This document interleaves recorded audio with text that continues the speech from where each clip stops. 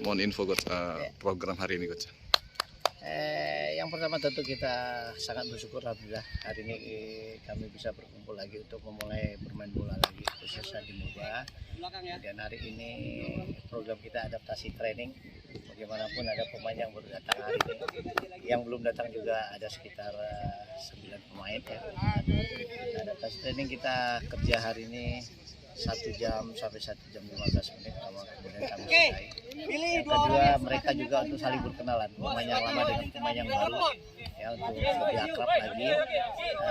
Kemudian nanti ada hal khusus nanti setelah berlatih nanti. Soal perbedaan dengan puasa dan tidak puasa coach, Tentu pasti ada ya, pasti ada. Kita menahan dari semua hal yang dilarang oleh agama kita, tapi bagaimana intensitas. Karena di intensitas hari ini kita hanya adaptasi, waktunya singkat, latihannya juga ringan. terima kasih coach.